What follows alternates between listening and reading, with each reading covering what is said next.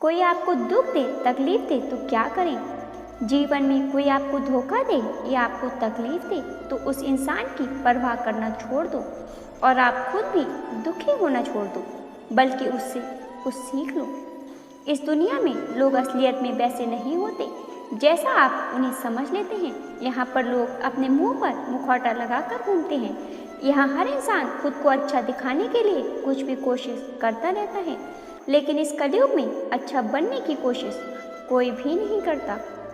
आप किसी के साथ थोड़ा भी गलत व्यवहार करके देखो, सामने वाले का असली रंग आपके सामने आ जाएगा। या फिर आपकी ज़िंदगी में मुश्किल समय आने पर वक्त आपको उस इंसान का असली रंग दिखाएगा। इसलिए यह बात याद रखना कि किसी पर भी जल्दी भरोसा नहीं करना चाहिए, किसी से भी ज़रूरत से ज़्यादा उम्मीद नहीं लगानी चाहिए।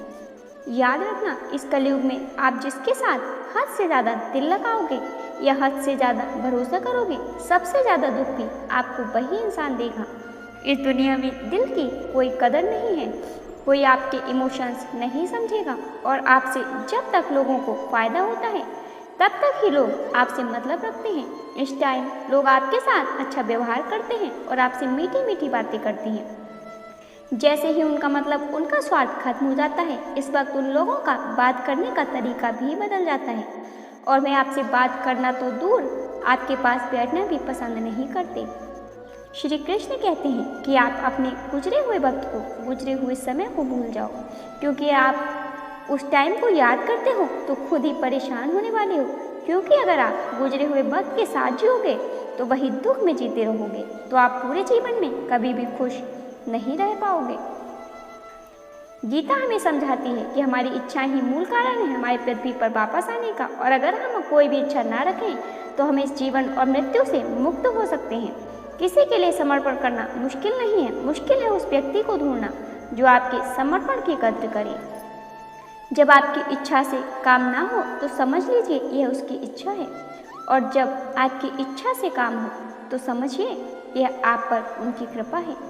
विश्वास रखिए, आप किसी के लिए कुछ अच्छा करोगे तो कहीं ना कहीं आपके लिए भी कुछ अच्छा जरूर हो रहा होगा।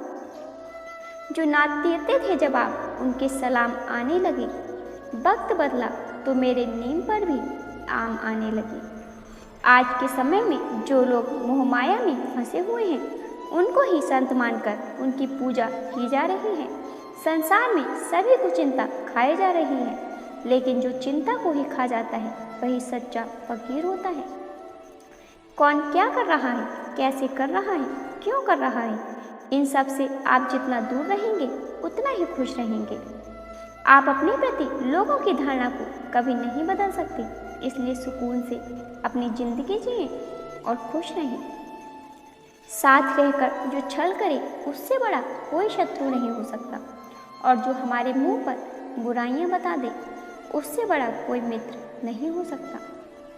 साफ साफ बोलने वाला कड़वा जरूर होता है पर विश्वासघाती कभी नहीं। हर किसी के अंदर अपनी ताकत और अपनी कमजोरी होती है। मछली जंगल में नहीं दौड़ सकती है और शेर पानी में राजा नहीं बन सकता, इसलिए अहमियत सभी को देनी चाहिए।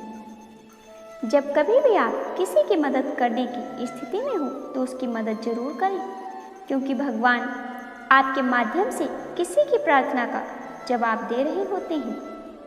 प्रेम शरीर या सुंदरता को देखकर नहीं होता, प्रेम हृदय से होता है। जहाँ दो हृदय मिल जाएं, वहीं प्रेम जन्म लेता है।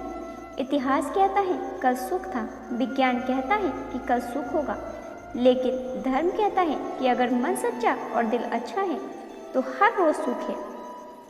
दिल के सच्चे लोग भले ही अकेले रह जाएं, लेकिन उनका साथ भगवान हमेशा देते हैं। सारी सृष्टि है जिनकी शरण में, नमन है उस श्री कृष्ण के चरण में। सफल वह होता है जो अपने दुश्मनों पर नहीं बल्कि अपनी इच्छाओं पर विजय पा लेता है।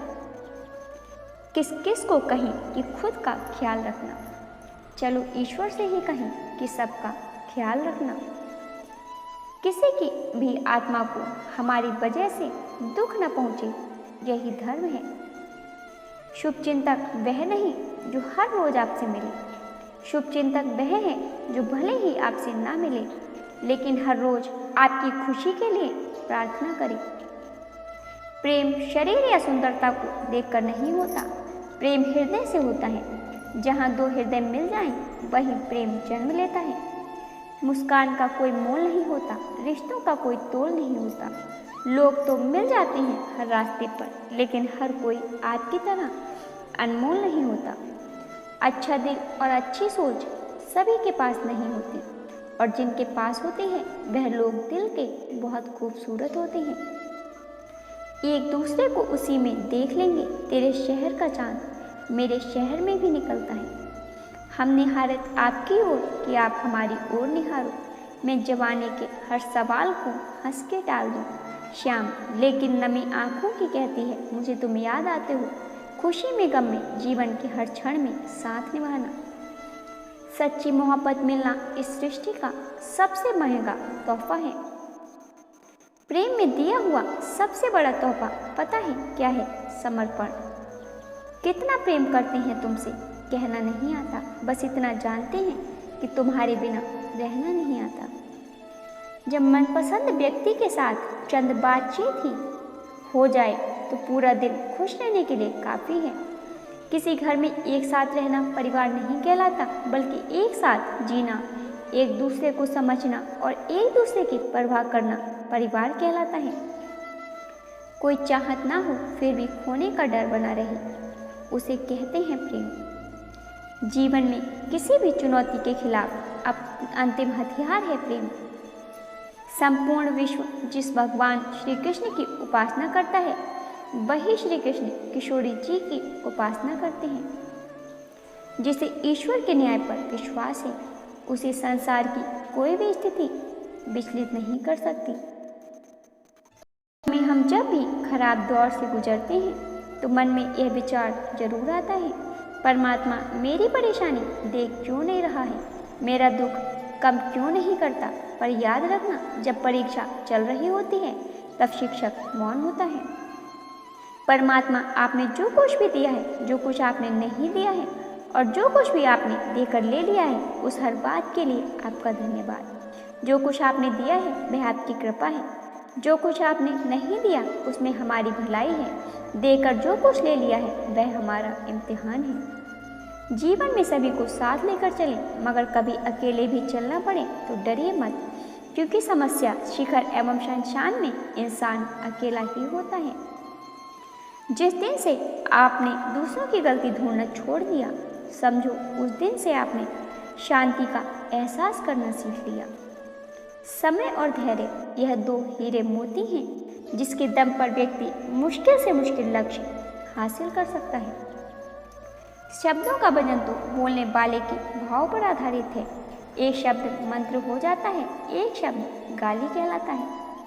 वाणी व्यक्ति के व्यक्तित्व का परिचय करवाती है, क्योंकि हमारी वाणी ही किसी को हमारे नज़दीक तो किसी को हमसे दूर करवाती है।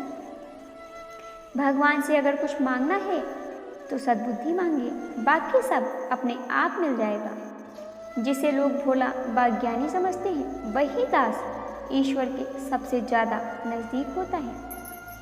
वक्त से पहले मिली चीज़ अपना मूल्य खो देती है, और वक्त के बाद मिली चीज़ अपना महत्व। कुछ भी कहाँ अनंत होता है, अंत का भी अंत होता है। पतझड़ भी एक घटना है, 12 महीने कहाँ बसंत होता है। जिस दिन आपको पता चलेगा कि नेकी करने से मन को शांति मिलती है, उस दिन से आप बुरा काम करना छोड़ देंगे। परमात्मा सभी को एक ही मिट्टी से बनाता है, बस फर्क इतना है कि कोई बाहर से खूबसूरत होता है तो कोई अंदर से। भक्ति और भाव में बहने वाले आंसू इस बात का प्रतीक है कि भगवान ने आपको चुना है। तुम कृष्ण की तलाश करो, कृष्ण स्वयं तुम्हें ढूंढ लेंगे। भगवान जब कृपा करते हैं तो मनुष्य शरीर देते हैं, और जब बहुत कृपा करते हैं तब अपनी भक्ति देते हैं। भक्ति की डोरी दिखती तो नहीं, पर मजबूत इतनी होती है कि वह परमात्मा को भी बांध सकती है। दर्द एक संकेत है कि आप जिंदा हैं, समस्या एक संकेत है कि आप मजबूत हैं, और प्रार्थना एक संकेत है कि आप अकेले नहीं हैं। प्रार्थना एक शुद्ध क्षण है जहाँ आपका और परमात्मा का मिलन होता है। वहाँ छोटी छोटी मांगे बीच में खड़ी ना करना। कर्म अच्छे होंगे तो ईश्वर आपको लाखों की भीड़ में भी पहचान लेंगे। लोग रंग बदलते हैं और मुरली वाला वक्त बदलता है। मैं तेरे साथ भी था, तेरा था, और मैं तेरे बाद भी बिना भी तेरा ही। मुझे अकल उतनी ही देना मेरे मालिक, दखल ना कर सकूं तेरी रजा में।